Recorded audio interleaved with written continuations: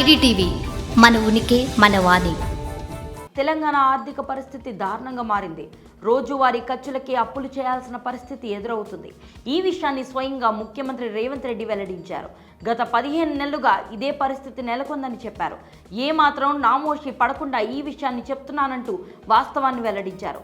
RTC కార్మికులు పట్టింపులకు పోవద్దని, పంతాలు వీడి ప్రభుత్వానికి సహకరించాలని కోరారు. సమ్మె వద్దంటూ వేడుకున్నారు. రాష్ట్ర ఆర్థిక పరిస్థితి ఏమాత్రం బాగోలేదని చెప్పిన సీఎం రేవంత్ ఈ విషయాన్ని అంతా గ్రహించాలని కోరారు.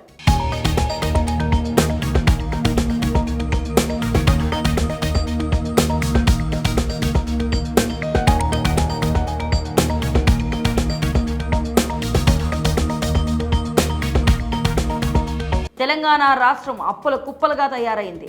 రాబడి మూరెడు, ఖర్చు బారెడు అన్నట్లుగా దిగజారింది.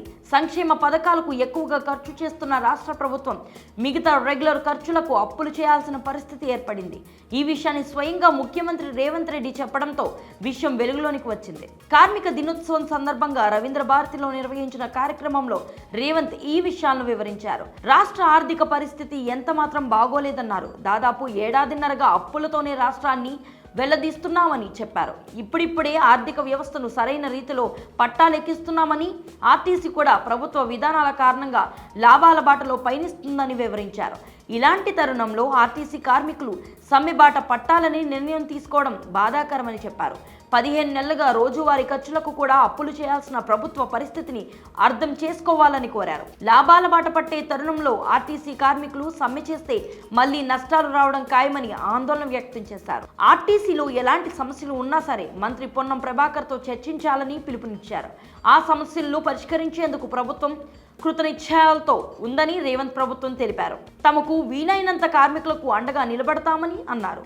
రాష్ట్రానికి వచ్చే ఆదాయం లెక్కలను పూర్తిగా కార్మిక సంఘాల ముందు పెడతానని, ఏ పథకాన్ని ఆపాలో, ఏ పథకాన్ని కొనసాగించాలి అన్నది మీరే చెప్పాలంటూ కార్మికులకు రేవంత్ షాక్ ఇచ్చారు.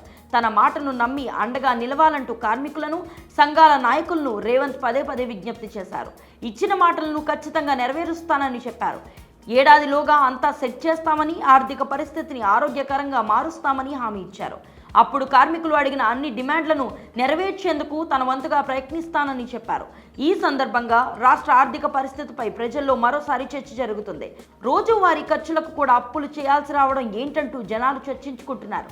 ప్రపంచ అందాల పోటీలకు ఖర్చు చేస్తున్న 200 కోట్ల రూపాయలు కూడా అప్పు చేసి నిర్వహిస్తున్నారా అన్న ప్రశ్నలు ప్రజల నుంచి వినిపిస్తున్నాయి. హామీలు ఇచ్చినప్పుడు ఇంత భారం అవుతుందన్న విషయం గుర్తులేదా అని ప్రతిపక్ష బీఆర్ఎస్ నేతల నుంచి కూడా ప్రభుత్వానికి ప్రశ్నలు ఎదురవుతున్నాయి. ప్రస్తుతానికి ప్రభుత్వం నుంచి అయితే ఈ ప్రశ్నలకు మౌనమే సమాధానం అవుతుంది.